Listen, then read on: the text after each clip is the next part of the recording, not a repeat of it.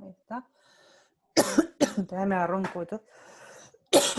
Bueno, entonces, como dije anteriormente, la idea es ver los tumores epiteliales. Para hacer, pensemos en que la mayoría de los tumores que nos vamos a encontrar en la rutina van a ser tumores epiteliales del ovario.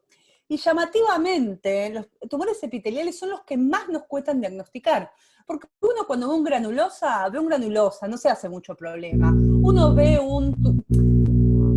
Hay alguien que tiene, me parece, el micrófono activado. ¿Puede ser? Ahí está. Por favor. Uno ve un granulosa. Uno ve uno de la familia que son tecoma, fibroma, un digerminoma. En general esos tumores, por más que sean infrecuentes, cuando uno se los encuentra los sabe diagnosticar. Pero siempre los problemas y las dificultades diagnósticas los tenemos con los epiteliales. Y hay veces que son realmente difíciles, que incluso no sabemos para dónde correr. Hace poquito me consultaron un caso, me acuerdo, que la verdad que nunca supimos, pero lo vi yo, lo vieron mis otras compañeras del hospital, lo vieron los excelentes patólogos que lo estaban, a los cuales le tocó, y realmente siempre nos quedamos un poco con la duda. Entonces, tratar de utilizar estrategias como para, en el caso de no poder llegar a un diagnóstico preciso, tratar de que sea lo más cercano posible para que la paciente tenga la misma, digamos, tenga el mismo tratamiento y el mismo pronóstico, ¿verdad? Pero sí, los tumores epiteliales son los más complicados. Esperen, ahí estamos. Entonces, el cáncer de ovario ocupa el sexto lugar dentro de todos los cánceres. Esperen, estoy haciendo lío. Ahí está. No. Ahí está. Ahí está. Es la neoplasia ginecológica más letal y representa el 70%, se presenta en estadio avanzado y el 65% muere dentro de los 5 años del diagnóstico. Y la sobrevida claramente es dependiente del estadio, una sobrevida de un 70 o 80% de un estadio 1 versus un 15% de un estadio 4. Ahí estamos. Hay que tener en cuenta que uno habla de cáncer de ovario, incluso con el carcinoma, los de grupos epiteliales. Hay que saber que todos los carcinomas de ovario no son una misma enfermedad, que hay varios tipos histológicos con distintos factores de riesgo, con distintas alteraciones genéticas, con distintas vías de carcinogénesis, comportamiento biológico, pronóstico y respuesta a la quimioterapia.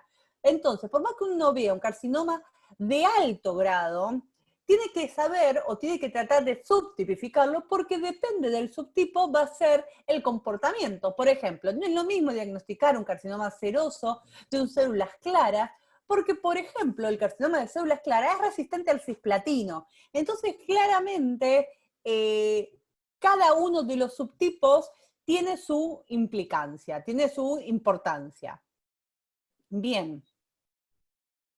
Hay que tener en cuenta que el 5 al 15% son hereditarios y en la teoría actual uno propone llamarlos carcinomas anexiales, y estos son sobre todo el carcinoma de Lynch asociado al carcinoma de células claras o la mutación o los síndromes relacionados con la mutación de los BRCA1 y BRCA2 asociados a los carcinomas de tipo seroso.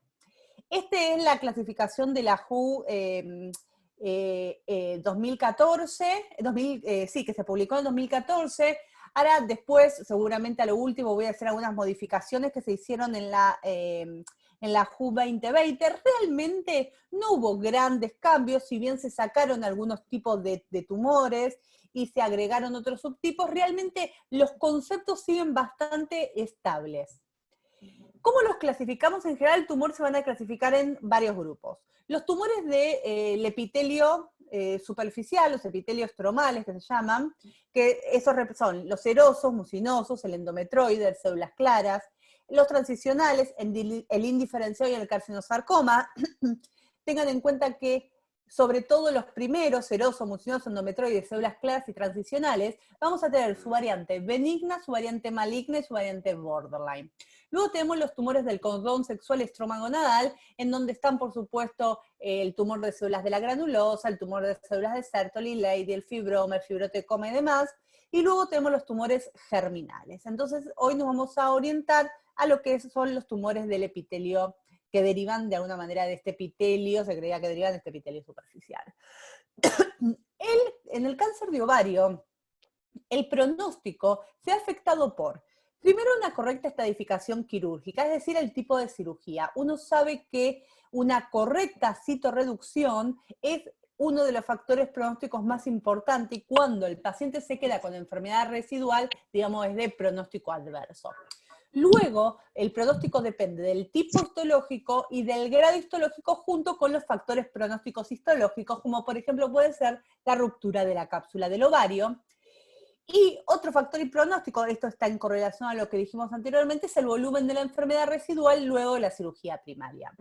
Y esto es el modelo clásico que yo siempre digo, que si uno se acuerda, este modelo de carcinogénesis dual, siempre va a poder hablar de cualquier tipo de tumor. Es decir, que se pensaba, o sea, se dividían los tumores en dos grupos, de tipo 1 y de tipo 2. Los epiteliales estoy hablando, por supuesto. Los tumores o los carcinomas de tipo 1 eran aquellos de bajo grado, que se originaban de lesiones precursoras, es decir, que al lado de la parte invasora tiene áreas borderline o áreas benignas. En general se presentan en estadio 1, suelen tener un crecimiento indolente, lento, en general permanecen de bajo grado, y un mínimo porcentaje puede evolucionar a alto grado.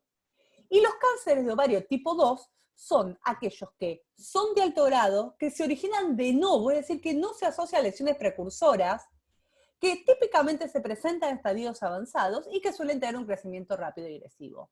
¿Cuáles están en cada uno de estos grupos? Bueno, tipo 2, tipo 1, el carcinoma seroso de bajo grado, el carcinoma mucinoso, el carcinoma endometroide de bajo grado, el carcinoma de células claras y el tumor de Brenner maligno, y tipo 2, el carcinoma seroso de alto grado, el endometroide de alto grado, el carcinosarcoma y el carcinoma indiferenciado. Por lo cual, si a ustedes se preguntan, bueno, díganme o háblenme del carcinoma seroso de bajo grado. Bueno, yo lo tengo que ubicar. Es un tumor dentro del grado 1 y tiene todas las características de los tumores de grado 1, como por ejemplo, es un tumor de bajo grado, suele asociarse a lesiones precursoras, es decir, suele asociarse a áreas benignas y borderline, son de crecimiento indolente, suelen presentarse estadios avanzados, iniciales, y en general no progresan a alto grado.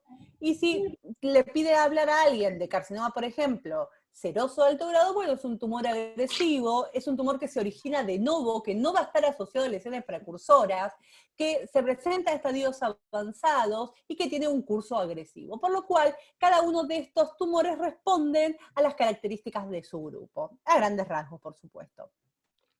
En relación a las variantes de los carcinomas ováricos, en general, la mayoría de los carcinomas serosos suelen presentarse en estadios avanzados. Hablamos de estadio avanzado a partir del estadio 2. Los mucinosos suelen presentarse sobre todo en estadios iniciales. Son tumores muy grandes, generalmente muy voluminosos, pero se presentan en su mayor parte en estadio 1. Los tumores endometrioides, bueno, es bastante parejo en cuanto al estadio de su presentación. En células claras suele presentarse en general en estadios avanzados, y el Brenner, por supuesto, la mayoría en estadio 1. Es importante clasificar o el tipo histológico del cáncer de ovario. Bueno, vamos a partir de la base de que el tratamiento y el pronóstico de la mayoría de los cánceres de ovario están en relación al estadio.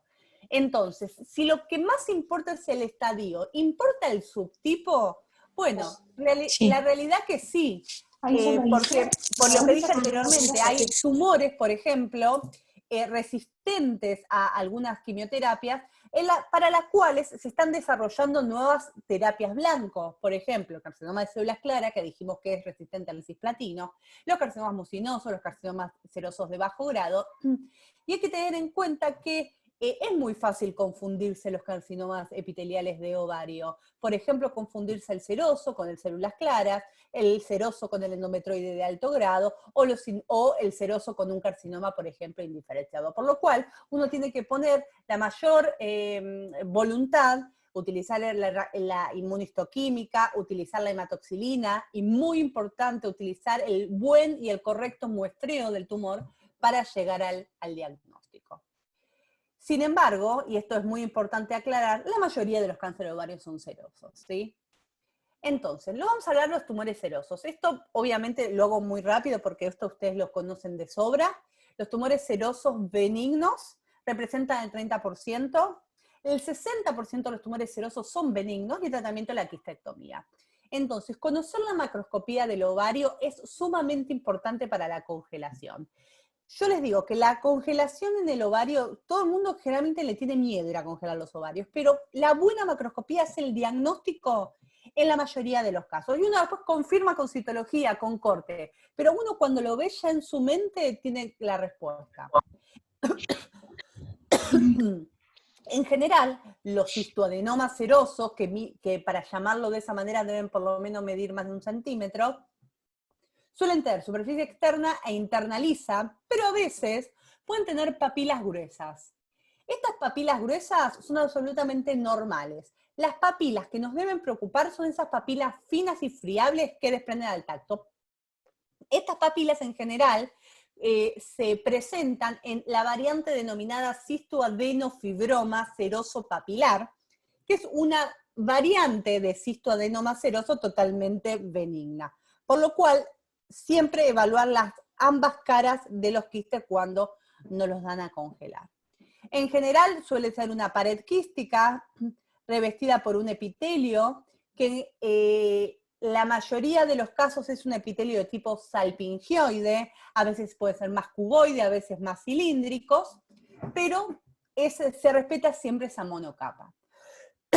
Pasando al otro extremo, el carcinoma seroso representa más del 25% o sea, el 25% de los tumores serosos son malignos. Es frecuente que el carcinoma seroso sea bilateral y corresponde al 40% de los tumores malignos del ovario, ¿sí? En general, macroscópicamente se caracterizan por ser tumores grandes, sólido-quísticos, con papilas, con áreas de necrosis, con áreas de hemorragia, y esto siempre ténganlo en cuenta que el carcinoma de ovario a veces puede desarrollarse sobre la superficie del ovario. Y al desarrollarse sobre la superficie del ovario, lo que va a generar es un mayor compromiso de la cavidad peritoneal que del ovario en sí. Entonces son esos casos típicos donde dicen que el paciente tiene un mental case, tiene implantes peritoneales, pero con ovarios chicos.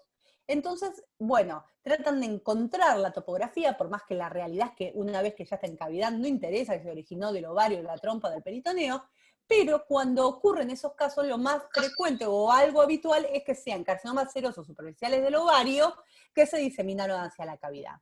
El origen de estos carcinomas, ustedes conocen muy bien que hay varias teorías. Una es que se generan a partir de invaginaciones del epitelio superficial del ovario, y la teoría actual es que derivan a partir de células neoplásicas de la trompa tubaria, de las fímbreas, que se implantarían en la superficie ovárica. Es decir, que a nivel de esas fímbrias del ovario se generaría lo que se denomina lesiones precursoras de carcinoma seroso, lo que se denomina STIC, carcinoma seroso intraepitelial, o STIL, hay varias gamas de lesiones, y que esas células se implantarían sobre la superficie del ovario generando así el carcinoma.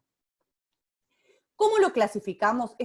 A los tumores de ovario hay que clasificarlos, y se van a clasificar, o sea, los patólogos del MD Anderson propusieron una graduación teniendo en cuenta la tipía y el índice mitótico, en 2 grados, bajo grado y alto grado. Y es muy importante dividirlo, porque ustedes acuérdense que el carcinoma seroso de bajo grado es un carcinoma que pertenece al subgrupo de tipo 1 de los carcinomas. mientras que el de alto grado pertenece al tipo 2, por lo cual de esto deriva a concluir que son dos carcinomas totalmente diferentes, con hallazgos histológicos diferentes, con hallazgos patogénicos diferentes, inmunohistoquímica diferente, alteraciones moleculares diferentes y curso clínico diferente. Por eso no es lo mismo poner carcinoma seroso a secas que carcinoma seroso de alto grado o de bajo grado. ¿Cómo lo vamos a definir? Tradicionalmente, el bajo grado se caracteriza por células uniformes con leve a moderada atipía y menos de 12 mitosis cada 10 campos de alto poder. Según la WHO 2020, bueno, más o menos habla de lo mismo, hablan que el promedio de mitosis que suele tener un carcinoma seroso de bajo grado es de 1 a 2 mitosis por milímetro cuadrado o 3 a 5 mitosis cada 10 campos de alto poder.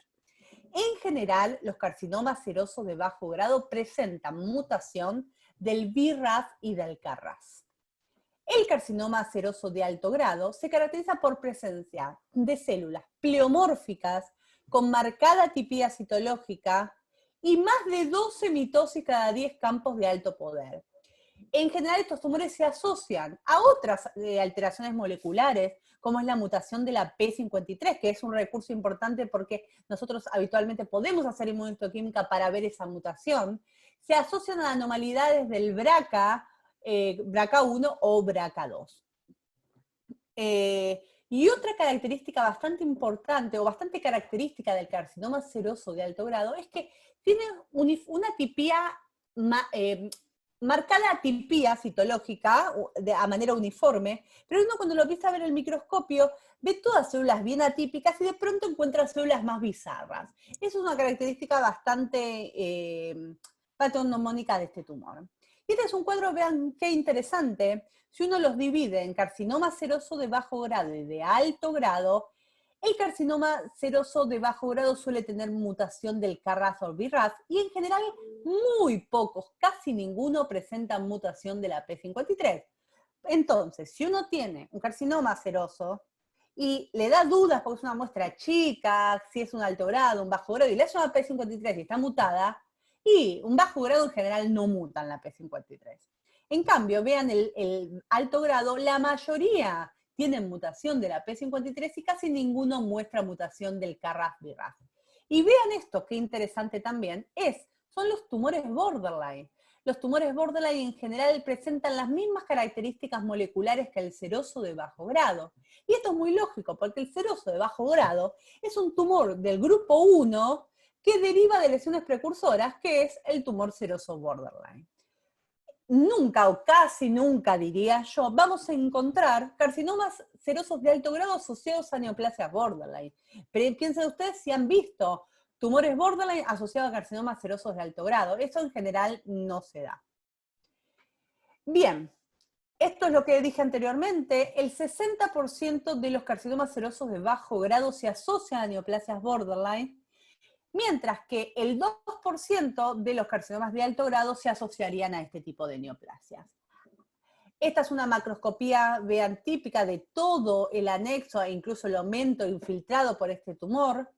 Acá vemos infiltración del omento y compromiso también del intestino, o sea, estos tumores cuando se diseminan generan gran compromiso peritoneal. Este es otro tumor, vean, son masas sólido-quísticas con áreas papilares, friables. Acá vemos otro tumor sólido, con áreas de necrosis, con áreas de hemorragias, áreas de quistificación por la necrosis. Y esta es la macroscopía típica. Si uno ve esta lesión, por supuesto, no va a pensar que es algo benigno ni borderline. Ya se da cuenta macroscópicamente que es un carcinoma. Esta es la citología. Vean ustedes, son células con marcada atipía citológica y de pronto nos encontramos con estas células más bizarras o más pleomórficas.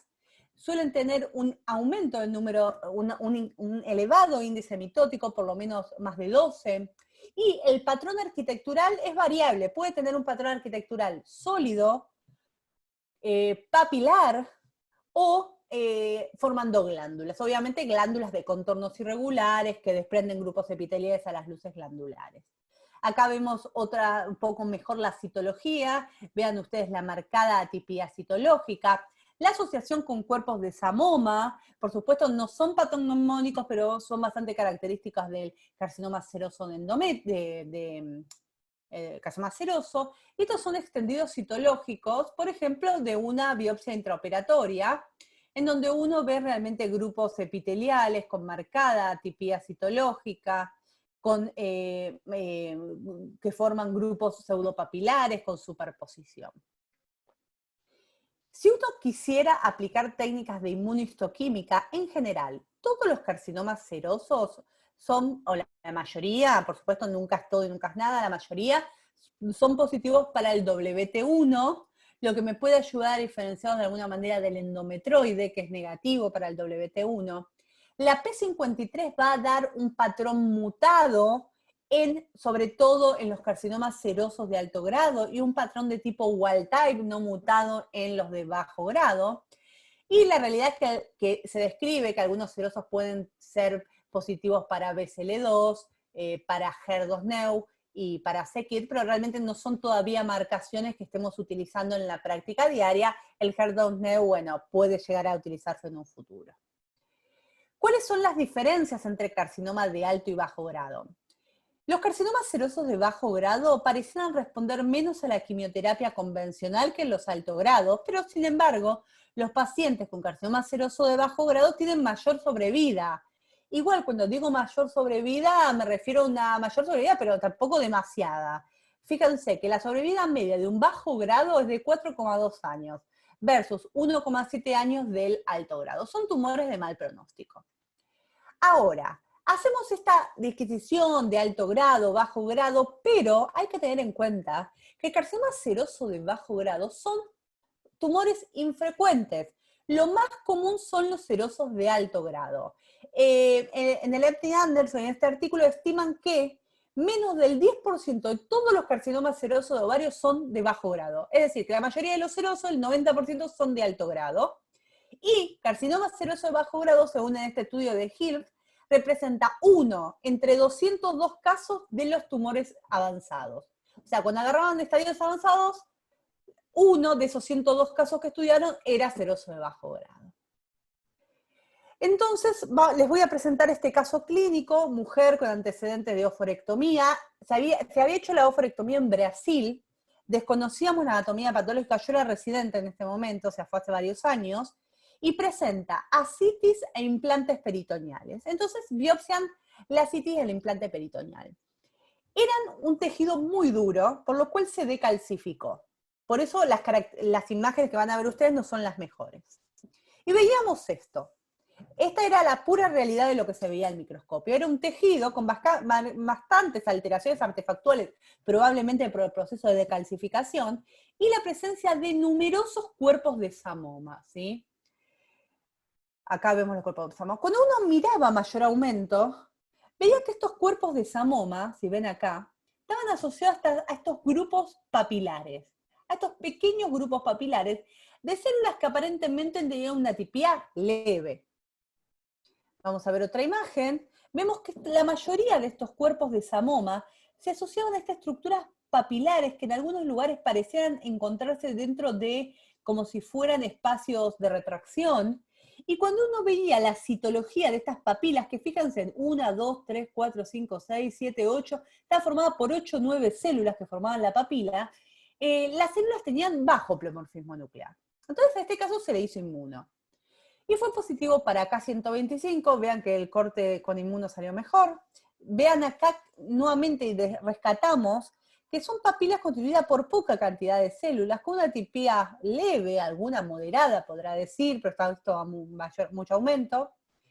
Citoqueratina 7 positiva, aquí vemos de vuelta la citoqueratina 7 mayor aumento, citoqueratina 20 negativa, y el diagnóstico de esta entidad fue samocarcinoma.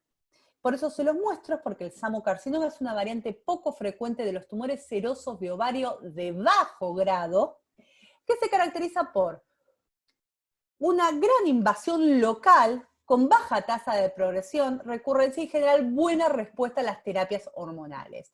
Esta entidad fue descrita por primera vez por Kelt en 1913, en 1900 90 Gil y colaboradores describieron 8 casos en ovario y 3 en aumento y propusieron para llamar a un carcinoma seroso de bajo grado samocarcinoma 4 criterios diagnósticos. El primer criterio diagnóstico es que haya invasión del estroma ovárico de las vísceras intraperitoneales. El segundo criterio es que la atipía citológica sea leve o moderada. Luego, que no haya áreas sólidas y que esos nidos papilares no tengan más de 15 células de diámetro y que un mínimo del 15% de las formaciones papilares estén asociadas o completamente reemplazadas por cuerpos de samoma. Entonces, el samocarcinoma es una variante de carcinoma serosos de bajo grado, que tienen un pronóstico un poco mejor que el carcinoma seroso de bajo grado convencional. Entonces, un poquito que me quedó colgada. Bien, pasando a los tumores borderline, son tumores que la verdad que a mí me apasionan. En general, las neoplasias borderline se presentan en estadios iniciales la mayoría. Y el factor pronóstico más importante, y esto quiero que ustedes se lo recuerden, es el estadio y las características de los implantes, ¿sí? Por lo cual, una correcta cirugía de un tumor seroso borderline sería, por supuesto hablando de una mujer en edad fértil, la anexectomía y que el cirujano haga a conciencia una buena inspección de toda la cavidad en busca de implantes, y lo que se suele hacer es omentectomía y biopsias al azar si es que no encuentra ninguna lesión sospechosa. ¿Por qué? Porque es muy importante ver cómo está toda la cavidad para poder asignarle un pronóstico a estas pacientes. ¿Por qué? Porque un tumor seroso borderline que se asocie a implantes invasores pasa automáticamente a comportarse como un carcinoma seroso de bajo grado. Por lo cual es muy importante la correcta estadificación de estos tumores, que muchas veces no se hace, que se hace solo en mastectomía. Hay que tener en cuenta que las neoplasias borderline, la mayor parte de los casos se asocian con implantes no invasores, por supuesto, siendo el mejor tratamiento el tratamiento conservador. Bueno, esto es lo que dije anteriormente, la evolución de las pacientes con implantes invasores son similares a las pacientes con un carcinoma seroso de bajo grado. Acá les pongo el sinónimo antes, el tumor seroso borderline, que se lo llamaba tumor proliferante atípico. Esos términos ya no se deben usar más, están desaconsejados según la WHO, o de bajo potencial de malignidad. Y estos tumores, dijimos, bueno, esto estoy repitiendo lo mismo. Perfecto. Estos tumores borderline suelen presentarse en mujeres relativamente jóvenes, de cuarta a quinta década de la vida, es decir, entre los 30 y 50 años. Nosotros tenemos chicas de hasta 20, 19 años, la mayoría se presenta en estadio 1, y vean esto, y quiero que lo piensen y alguien me lo trate de responder.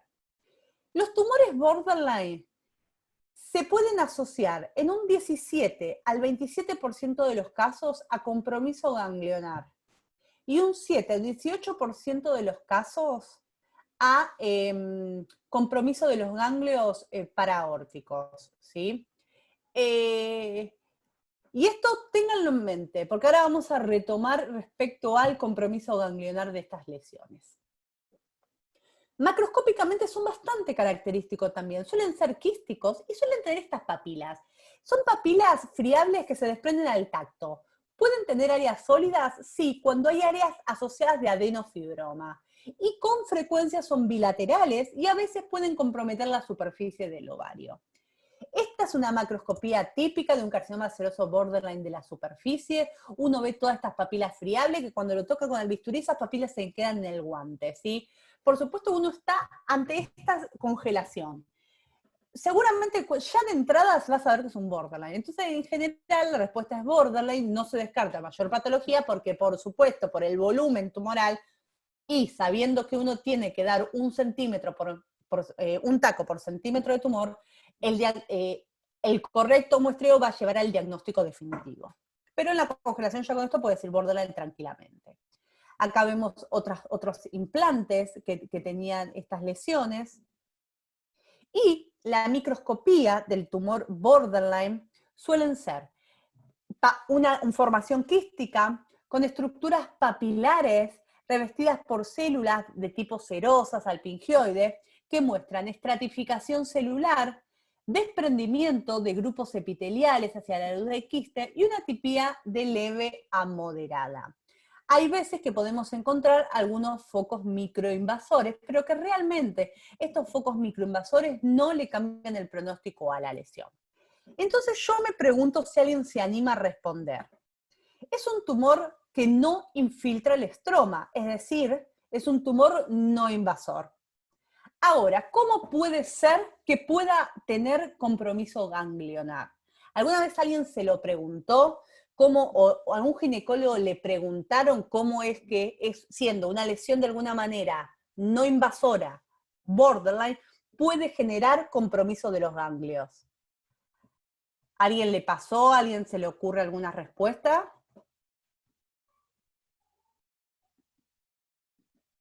No. Bueno, el tema es lo siguiente. Los pacientes, en realidad fíjense ustedes que yo siempre hablé de compromiso ganglionar, no de metástasis ganglionar, ¿ok? Porque si no invade no puede meterse en un vaso, no puede hacer metástasis. Eso de entrada. Las pacientes que tienden a desarrollar tumores borderline del ovario suelen también tener tendencia a la endosalpingiosis, ¿sí?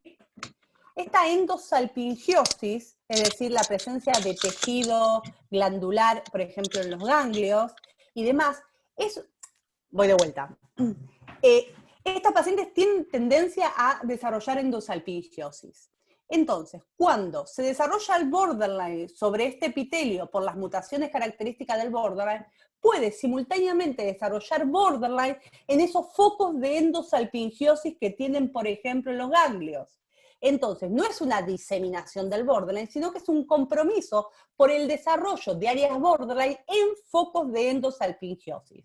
Por eso se dice que las pacientes con tumores borderline pueden, en un porcentaje no tan despreciable, tener compromiso ganglionar por el tumor borderline por el desarrollo simultáneo de esta lesión sobre estos focos de endosalpingiosis. Y esa sería de alguna manera la respuesta. Flor, tenemos una pregunta, a ver si te la contamos. A ver. Dicen, pregunta si podría ser un error de muestreo o áreas no muestreadas. No, es lo que yo dije. En general no se considera metástasis, sino que la paciente suele tener focos de endosalpingiosis, es decir, tejido glandular en el ganglio. Entonces, como tiene una alteración molecular de alguna manera en su ovario y desarrolla el borderline en el epitelio de la endosalpingiosis del ganglio. Entonces es un desarrollo simultáneo de dos áreas borderline, no es diseminación. ¿Se entiende? ¿Y puedo tener los mismos focos de endosalpingiosis a nivel peritoneal y que los ovarios estén bien? Y mira, eso yo ahí ya nunca voy a saber si son implantes. Ok, bien. ¿A qué te refieren? Ah, no, eso la verdad no está muy, muy descrito. Es decir, que tenga un tumor borderline sobre un foco de endosalpingiosis en el peritoneo, y yo nunca vi, la verdad. Claro, que sea un primario peritoneal, pero que los ovarios no tengan compromiso, digamos. De borderline nunca vi. Okay. Lo que sí vi, por ejemplo, borderlines originados en quistes paratubarios. Eso sí se ve. Sí. Pero no compromiso. Bien. Sigamos. Esperen que estoy minimizando. Cuando nosotros diagnosticamos tumor seroso borderline, uno debe obligatoriamente en su informe poner tumor seroso borderline, variante clásica, que es la que vimos, o tumor seroso borderline variante micropapilar. La variante siempre debe informarse. Esta variante micropapilar se presenta en el 12 al 18% de las lesiones, una edad promedio de 43 años, muchas veces es bilateral y muchas veces puede comprometer la superficie del ovario. Y para diagnosticar esta variante tenemos que tener la presencia de papilas finas, 5 veces más largas que anchas. Estas papilas pueden fusionarse y dar un patrón de crecimiento criboso. En general la atipía es leve, hay ausencia de atipía severa. Y estas alteraciones, es decir, la presencia de papilas largas, la fusión, debe por lo menos estar en un área de más de 5 milímetros o representar 10% del tumor. Y lo interesante de estos tumores y la importancia de diagnosticar es que esta variante se asocia con más frecuencia a la presencia de implantes invasores. Entonces, ojo cuando diagnosticamos un tumor seroso borderline variante micropapilar, porque se asocia a implantes invasores. Por eso algunos los llaman a esta variante carcinoma seroso no invasivo de bajo grado, término que yo no recomiendo porque uno al poner la palabra carcinoma, si bien el término carcinoma seroso no invasivo de bajo grado es sinónimo de tumor seroso borderline variante micropapilar, realmente el término carcinoma seroso puede hacer que los médicos tomen conductas mucho más radicales que la que deberían, ¿sí? Entonces es un término que, si bien está en la WHO, en general nosotras no recomendamos usar. Entonces, la variante micropapilar es una neoplasia no invasora, pared quística revestida con presencia de papilas, que a su vez están revestidas por micropapilas 5 veces más largas que anchas. Estas estructuras papilares pueden fusionarse y dar un aspecto criboso, tienen el aspecto típico de cabeza de medusa, y todas estas alteraciones, obviamente la atipia suele ser leve o moderada, tiene que darse en 5 milímetros del tumor o más del 10%. Acá vemos nuevamente las papilas. En general, ¿cuándo? Y algunos patólogos, ginecopatólogos lo utilizan, yo lo utilizo cuando no llega a representar ese 5 milímetros o más del 10%, y hay focos micropapilares. Yo suelo diagnosticar carcinoma seroso, variante clásica, con hallazgos de tipo micropapilares. Lo han descrito algunos ginecopatólogos de afuera, esta terminología, si bien no está estandarizada, bueno, es un término que se puede llegar a utilizar. Acá vemos que la atipia no suele ser alta, suele ser bastante baja, leve, e incluso como estas micropapilas se fusionan, dando estructuras cribosas o cribiformes. Acá vemos la atipia leve. Ojo siempre con esta lesión. Esta lesión es un cistoadenofibroma. Vean que son papilas bien gruesas, con un estroma bien fibroso, y el revestimiento es una monocapa de cilíndrico salpingioide o cuboide, lo que ustedes quieran. Esto no confundirse con un borderline, que para el borderline esperaríamos que este epitelio esté claramente proliferado. Ojo ahí. Y esta es la macroscopía de esta lesión. Bien, esto lo pasamos. En cuanto a la microinvasión, yo les dije que la microinvasión no le modifica el pronóstico al paciente, por lo cual si ustedes no lo vieron, se equivocaron, no se dieron cuenta o no muestrearon una microinvasión, no le cambia en cuanto a la sobrevida. ¿Vale la pena buscarla? En realidad, vamos a definir qué es microinvasión, es la presencia de células sueltas o nidos de células con morfología, y esto es muy importante, ténganlo en cuenta. Cuando ustedes ven la microinvasión, esas células deben tener la misma morfología y la misma atipia del epitelio que la reviste, ¿sí? Del borderline que está por arriba. En general, las células cuando invaden el núcleo y el citoplasma suelen presentar cuando invaden esas células, suelen modificarse y tener un citoplasma mucho más eosinófilo, y a veces se ven áreas de retracción adyacentes a las áreas de microinvasión. Obviamente se denomina microinvasión cuando es menos de 5 milímetros la invasión, y realmente no modifica el pronóstico de la paciente porque se creen que esas células son células que están en vías de apoptosis. Pero ojo, microinvasión no es lo mismo que carcinoma microinvasor. Y por eso yo resalté las características de esas células en comparación al borderline que está arriba. Cuando ustedes ven invasión, pero esas células tienen mayor atipia que el borderline que está suprayacente, eso se va a llamar carcinoma microinvasor, ¿sí? Y eso sí le modifica el pronóstico a la paciente y claramente se lo empeora. Entonces, esto va a ser totalmente independiente del tamaño, no va a haber un tamaño para definir el punto de corte, y vamos a hablar de carcinoma microinvasión cuando tiene mayor atipia, y vamos a hablar que es un carcinoma seguramente seroso de bajo grado, asociado a un tumor seroso borderline. Bien, y esto es un término que también me gustaría que se lo recuerden. Esto esto es más que nada un recurso que lo podemos utilizar en pacientes jóvenes, las cuales no queremos que tomen conductas demasiado radicales. Vieron que a veces tienen quistes grandes con pocas papilas, y cuando lo muestrean, este quiste, todas estas áreas son totalmente benignas y tienen muy poquitas áreas de borderline. Entonces, cuando tienen áreas borderline, claras, de un border, pero esas áreas borderline no representan más del 10% de la superficie del quiste, a esta lesión, en vez de ponerle tumor seroso borderline, se le puede poner cistoadenoma o cistoadenofibroma seroso con proliferación epitelial focal, y yo siempre le agrego una nota abajo de que se sugiere estricto control. Es decir, este término de cistoadenoma con proliferación epitelial focal es cuando vemos un quiste con pequeñas áreas borderline que no representan más del 10% de la superficie, ¿sí? Por supuesto, sí, hay que ser consciente de un correcto muestreo de la lesión para definir el punto de corte. En relación a los implantes, el tema de los implantes yo les puedo dar la teoría, todo lo que ustedes quieran, pero siempre son difíciles, ¿sí? Y en general requieren que veamos más de un patólogo para definir sobre todo los implantes invasores. Antiguamente los implantes se dividían en no invasores e invasores, y dentro de los invasores en epiteliales y en desmoplásicos. Hoy en día, según la WHO de 2014, se sigue respetando, y van a ver que en la nueva WHO, bueno, habla de algunas cosas también, los implantes, a los que se llamaban implantes no invasores, se los va a llamar implantes, a secas. Y a los que llamaban implantes invasores, se los va a llamar, o se lo propone llamar, directamente carcinoma seroso de bajo grado o enfermedad invasora peritoneal. Y esto es en concordancia a lo que yo dije antes.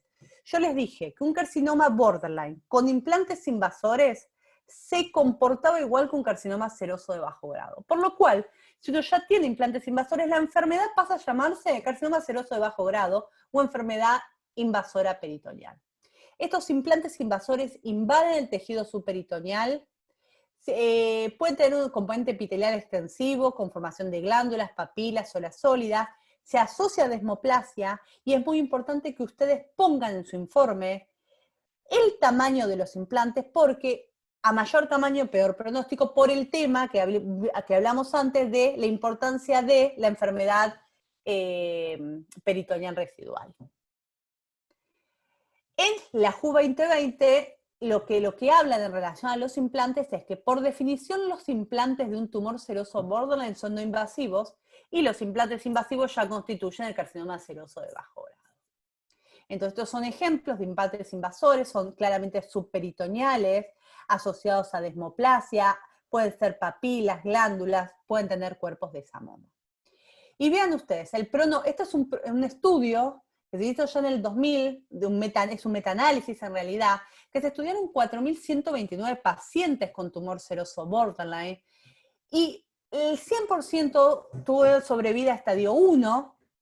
Vean acá, tuvieron el 95,3% de sobrevida con implantes no invasores, pero aquellas que tuvieron implantes invasores tuvieron una sobrevida menor, es decir, de un 66%. Y concluyen que la variante micropapilar es predictora de enfermedad peritoneal invasora. Esto es lo que dijimos anteriormente del compromiso ganglionar por los tumores seroso borderline, y es la teoría que por lo menos yo leí, porque siempre yo me preguntaba cómo podía ser, si no es una enfermedad invasora, ¿cómo puede ser que llegue a los ganglios? Bueno, justamente la respuesta la encontré en algunas lecturas que he efectuado. Bien, con esto terminamos los tumores serosos, vamos a pasar a los mucinosos, que son otro grupo súper interesante, y creo que con esto vamos a terminar, vamos a dejar los endometrioides y células claras para la próxima. Los tumores mucinosos representan el 12 al 15% de los tumores de ovario, y la mayoría de los mucinosos son benignos. Son esos tumores que los llama el cirujano y dicen, el tumor me pesó 5 kilos. Uno ya sabe, aunque no lo vea, que es un tumor mucinoso. La mayoría de estos tumores voluminosos y demás suelen ser los mucinosos, se presentan entre la tercera y la sexta década de la vida. El cistoadenoma mucinoso suele ser quístico, por supuesto, uni o multilocular, El contenido, bueno, uno no se puede tampoco guiar mucho del contenido, porque a veces es mucinoso, a veces es medio ceroso, a veces es espeso, gelatinoso, y el revestimiento suele ser una monocapa de un epitelio cilíndrico mucíparo, vean con los núcleos bien basales, el citoplasma claro, por supuesto, por el moco. Podemos encontrar áreas de diferenciación intestinal, es decir, células caliciformes, células de Panet, acá tenemos, por ejemplo, una célula caliciforme. Bien, en relación a los tumores mucinosos borderline, es el segundo más frecuente, y esto, esperen un segundito que me parece que me fui. No. En los tumores mucinosos borderline, vamos a ver que esa monocapa de epitelio cilíndrico mucíparo se pierde y pasa a estratificarse, o decir, vamos a tener áreas, células con estratificación celular, con atipía leve o moderada, con desprendimiento de grupos epiteliales hacia la luz del quiste. Pero ustedes tengan en cuenta que los tumores mucinosos del ovario admiten 3 grados de agresividad. Es decir, vean ustedes, en realidad sería 2. El carcinoma mucinoso borderline, perdón, el tumor mucinoso borderline suele tener una atipía leve a moderada. Cuando ustedes ven un borderline con atipía severa, a esa lesión se la llama tumor mucinoso borderline con focos de carcinoma intraepitelial, ¿sí? Y esto se asocia a mayor riesgo de recurrencia. Y por supuesto, el tumor mucinoso borderline puede tener focos de microinvasión cuando estos focos miden menos de 5 milímetros. En general, clásicamente los borderline los dividíamos en tipo intestinal y de tipo mulleriano o endocervicoide. El seromucinoso ya, van a ver que los tumores seromucinosos ya se consideran dentro del grupo de los endometrioides, salieron de estas clasificaciones. Y en la WHO, vean ustedes que clasifica al tumor mucinoso borderline como un tumor de arquitectura compleja, no invasivo y con diferenciación gastrointestinal. Es decir, que la mayoría van a pertenecer a este grupo y la realidad es que de los que antes se llamaban de tipo endocervicoide, seromucinoso, mulleriano, son los menos frecuentes y realmente está en duda su existencia.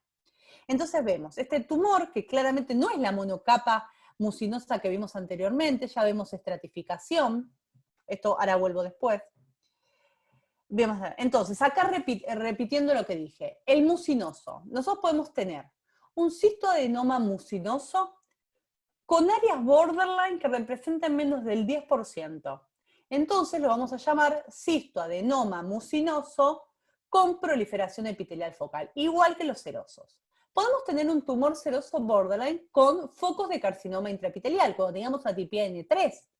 Podemos tener un tumor seroso borderline con focos de microinvasión, menos de 5 milímetros.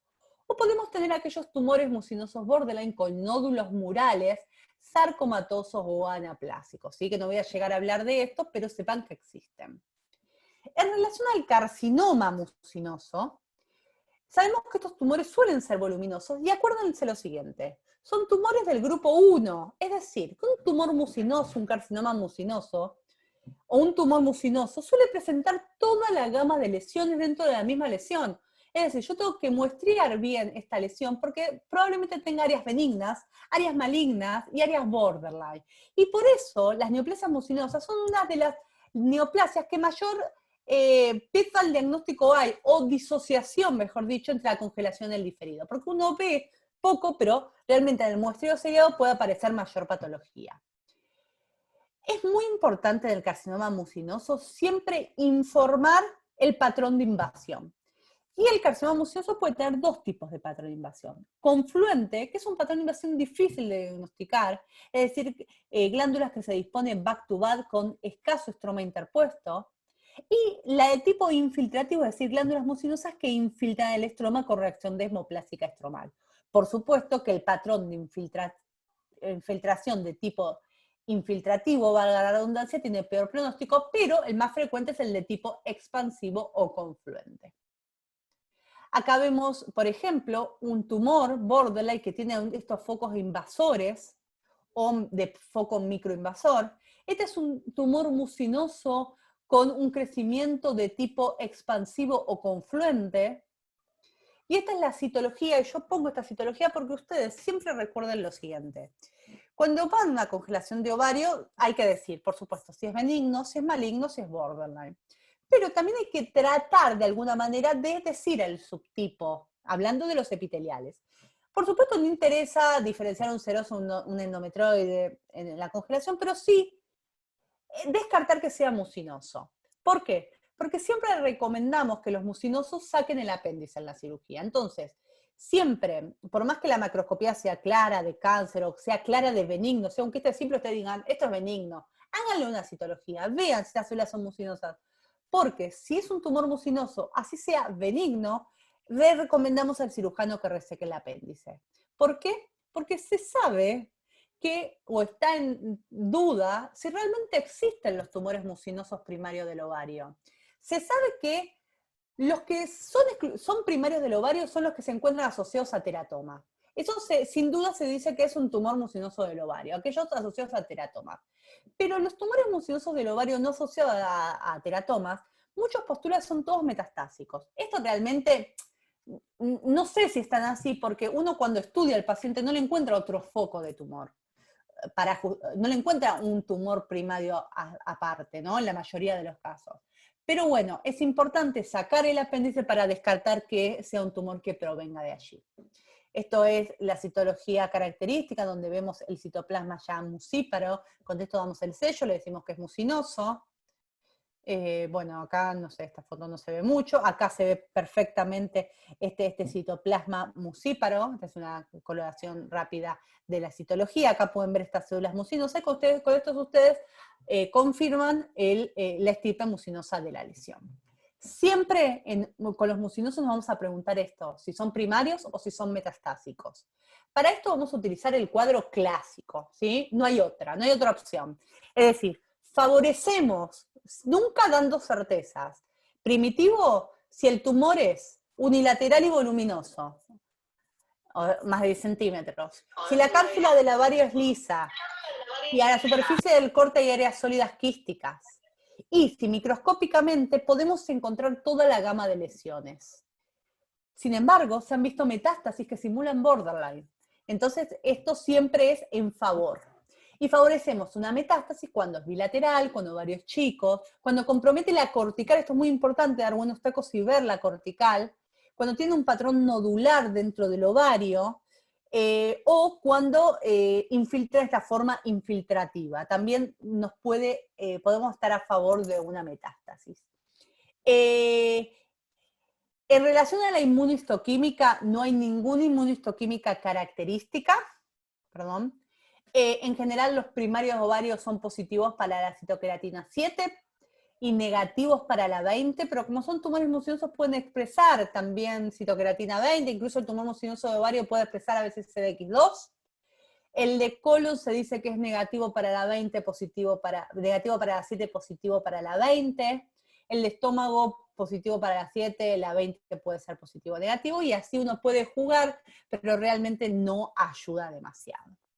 Estos tumores suelen tener mutación del KRAS, y esta mutación suele ser progresiva, es decir, la vamos a ir encontrando también en las lesiones precursoras. Y vean cómo es una lesión que se genera de lesiones precursoras. Primero vamos a tener lo benigno, se genera el borderline, luego el carcinoma mucinoso intraepitelial, el carcinoma microinvasor, microinvasor, y luego el carcinoma mucinoso.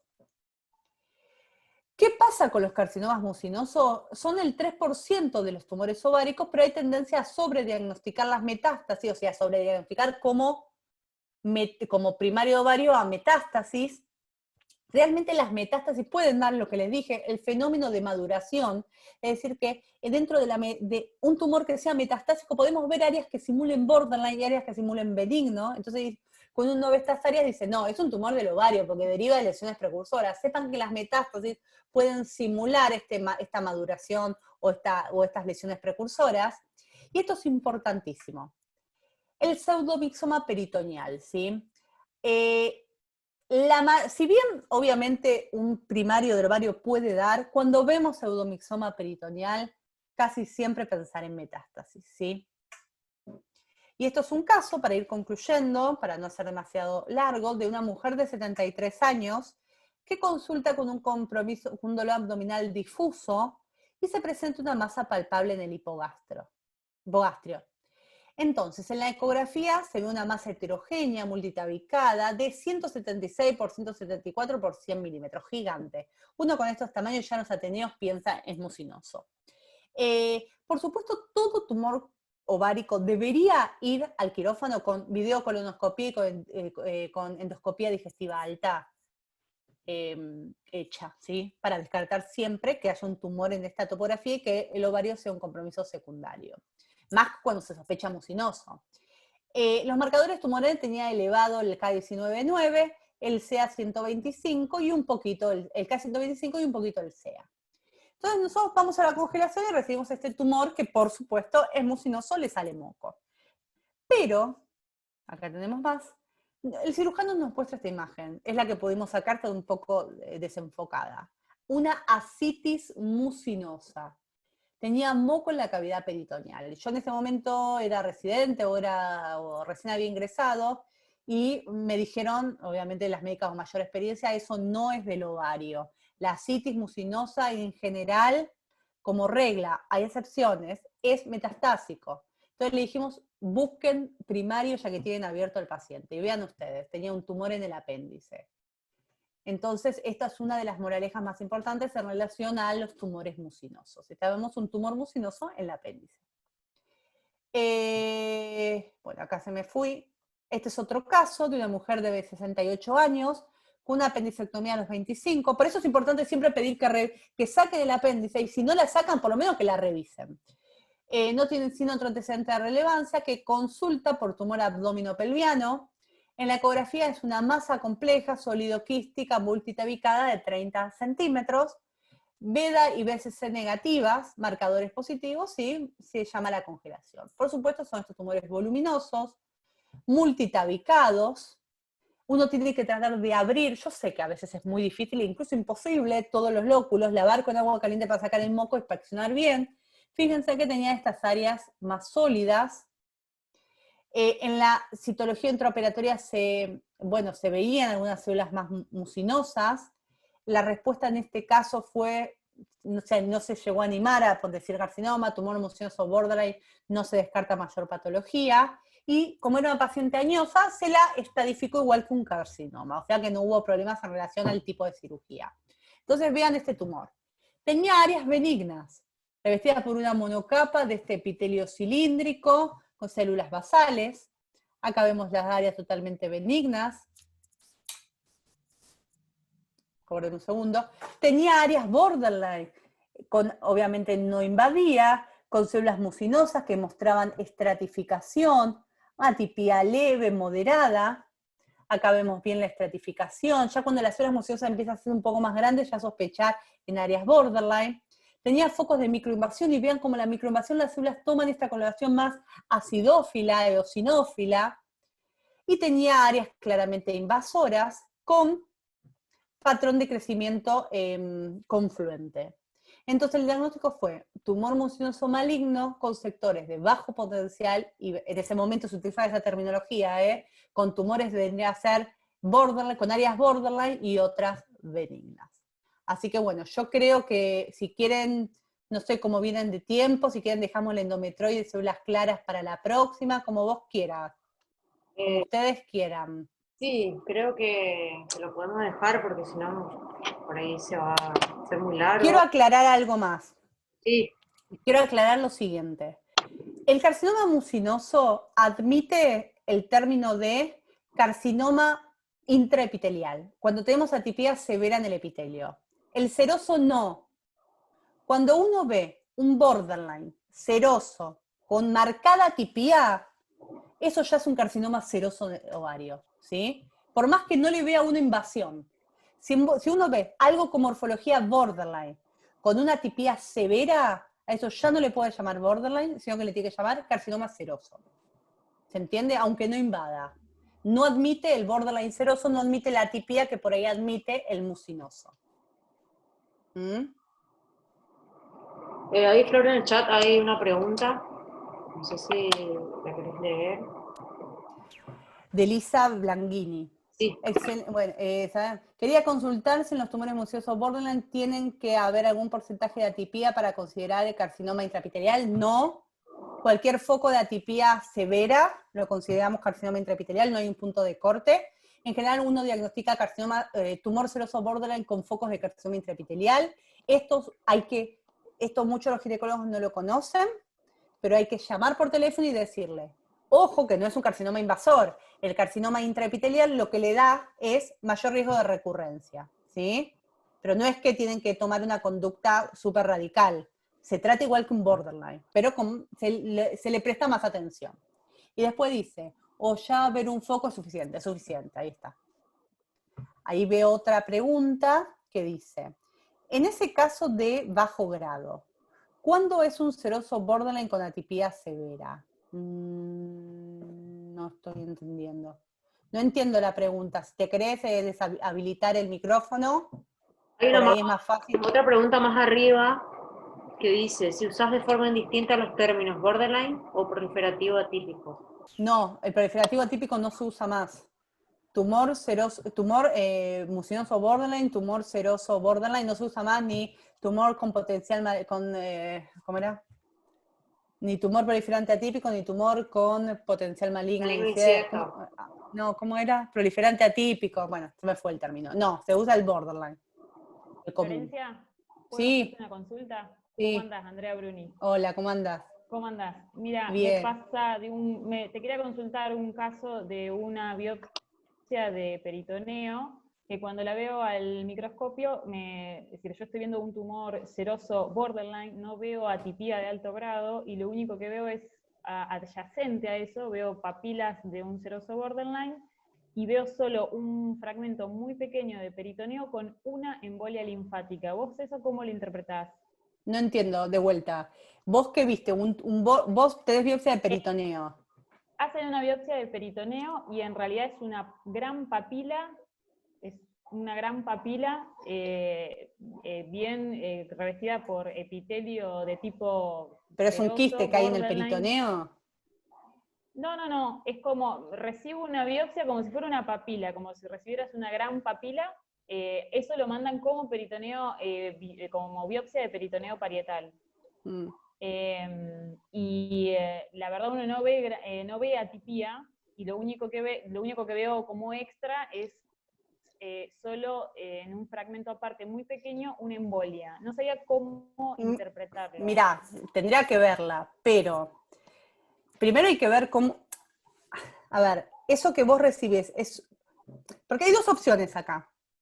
La primera opción, y esto no es fácil de diferenciarlo, es que sea un implante de un borderline, que a vos te esté dando el implante de alguna manera, y no te estén dando el borderline que queda en el ovario. O puede ser un carcinoma seroso de bajo grado. Exacto. El tema es lo siguiente, eso que te dan, si es invasor, ya es un carcinoma seroso de bajo grado. O sea, ya está infiltrando el omento o el peritoneo, ya lo consideramos un carcinoma seroso de bajo grado. Bien. Es raro poner implantes si uno no tiene el borderline para diagnosticarlo, ¿entienden? Si a vos te dan una biopsia de peritoneo y uno ve papilas, una lesión serosa de bajo grado, y eso va a ser un carcinoma seroso de bajo grado. ¿Se entiende? Sí. Porque siempre está la duda, ¿y si esto es un implante no invasor y en realidad quedó puesto el borderline? Claro.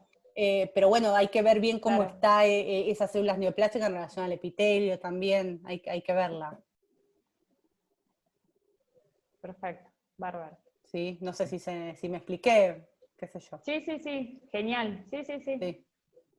Ahí aclararon, Flor, la pregunta, si querés volver a leer. A ver, me explico mejor. Si hay un borderline con atipía severa, ¿sería un carcinoma seroso de bajo grado? En general, de alto grado. En general, hay un porcentaje de carcinomas serosos de alto grado del ovario que tiene una morfología símil borderline. ¿Sí? Por eso yo digo, cuando uno ve un tumor quístico papilar, seroso, con una atipía impresionante, por más que no infiltre, es un carcinoma seroso y en general son de alto grado. Los que son de bajo grado son esos borderline, atipía moderada o severa, en los lugares donde te infiltra, ya te infiltra manera de carcinoma seroso de bajo grado porque se asocia al borderline. ¿Me expliqué?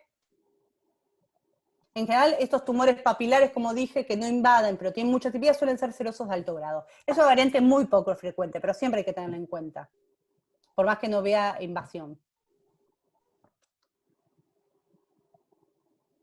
Bien, está contestada entonces la pregunta y parece Perfecto. que pregunta.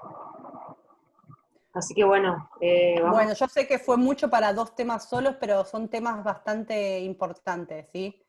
La charla que viene hablamos del La verdad endometrioide de que células claras. muy bueno que lo hayas decidido dividir porque es mucha información y yo creo que a todos nos toca por ahí congelar los ovarios, así que está bueno, están buenos todos los tips que nos das. La verdad que a mí personalmente me sirve muchísimo.